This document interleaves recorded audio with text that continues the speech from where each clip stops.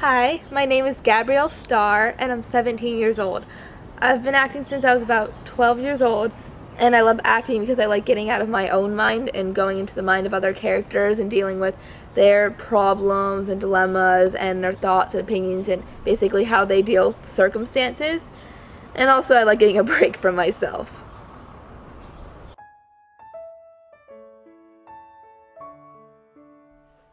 It's not you. I keep trying to tell you it's not you. It's me. I'm not interested anymore in anybody. For whatever reason, the fates have decided that I'm not supposed to find a boyfriend in high school. So, I'm done trying. And of course, just when I'm clear-headed for the first time in years, you show up with all the promises of being my knight in shining and all that. And for a brief moment, I almost continued the perpetual cycle of allowing myself to be treated like a bag of fresh crap. Even now, the glutton in me screams to say, please, will you please sweep me off of my feet just to find the most insufferable way to dump me without cause or warning in about a week? I wage war in my mind, debating the logic of getting through the rest of the year with what would be the best grades in my life, or throwing that all away because you have the most amazing eyes I have ever seen. And if you think it gets easier to keep telling you no every time I see you, you're wrong. Every night I beat myself to sleep thinking about you. But the problem is, every morning I'm stronger because I could say no to you. Yes, I know I could be missing out on the best guy on the planet.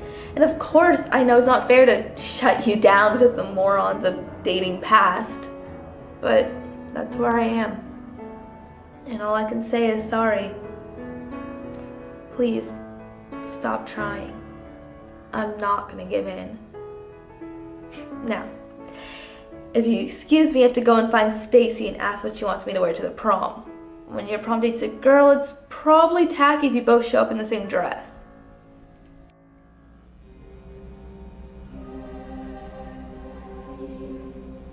Okay, everybody. This is church. This is God's house. If you ever want to talk to him, just come on in and kneel down on these long benches and start talking. But not too loud. In here you have to be real quiet.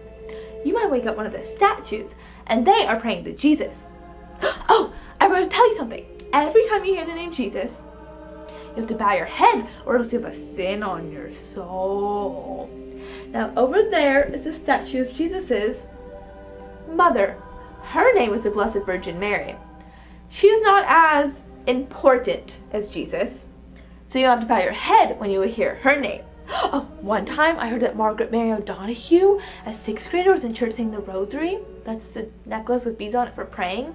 And she said the Virgin Mary started crying right in the middle of Mass. It was a miracle. Anyways, over there is a statue of Saint Joseph. He is Jesus' father. Hey, you didn't bow your head. Don't do that, else you have a black spot on your soul and you'll go straight to hell. Now in hell, it's real hot and you sweat a lot and little devils come out and bite you all over. But if you're really good, you get to go to heaven. The best part about heaven is you get to meet anyone you want.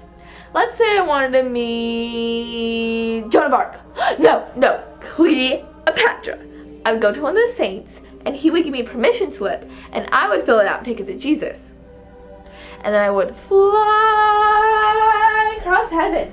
That's when you get in, they give you wings. And I would have a chat with Cleopatra. The only thing is, I hope everyone gets accepted into heaven, or else I would never see you again.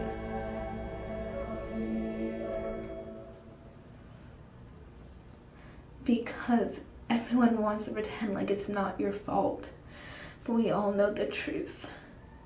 You did this to us because you have to control everything all the time. That's the real reason Dad left, isn't it? Because you try to control him like you control us. Now that control is killing us. It's something you made. I know it is.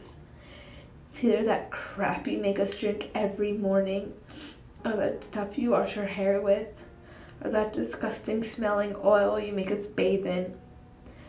And I don't care how many times you make that doctor come in here and try to tell me it's hereditary.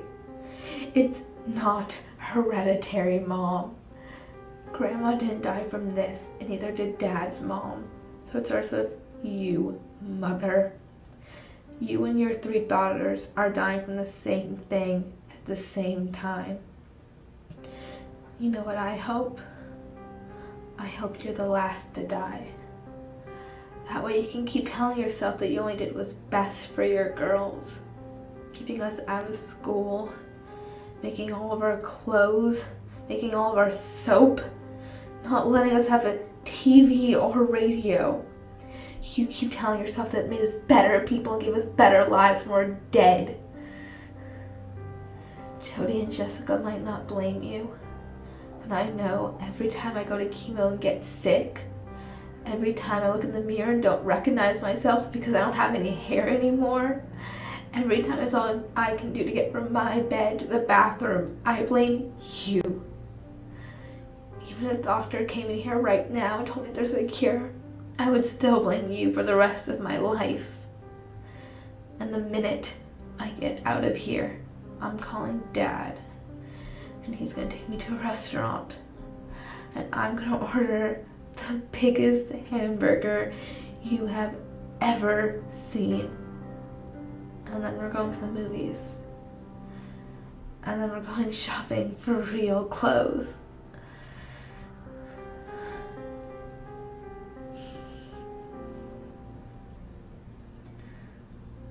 But that's not gonna happen, is it, Mom? Because they're not gonna find a cure, are they? I don't want you to come visit me anymore. You controlled how I lived, but you're not gonna control how I die.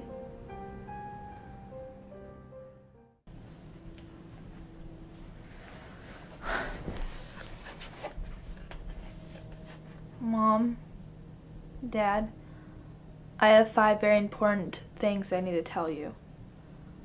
You're not gonna like any of them, but I know the right thing to do is to tell you. Before I say anything, I need you guys to promise to listen to everything I say. I really need you guys right now.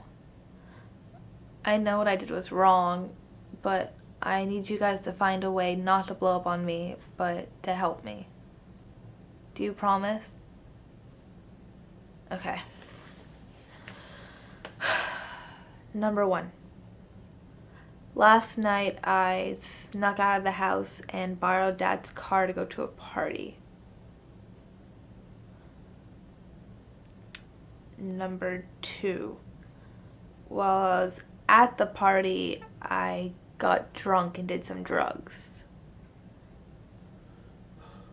I don't even know what I did, but I passed out for a couple of hours, and when I woke up, I was on the bathroom floor.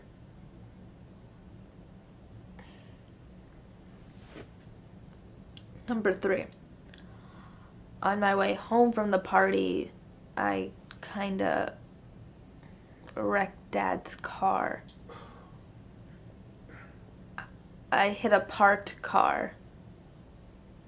I saw something on the car's window that looked like whoever owned it was a judge. I didn't know what to do. There was no one around, so I just sort of left.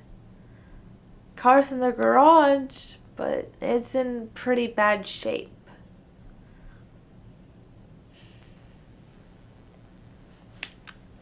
Number 4, on top of all that, my report card came.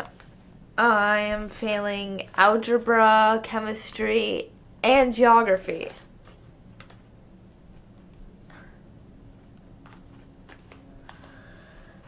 And number 5, and this is the most important out of them all.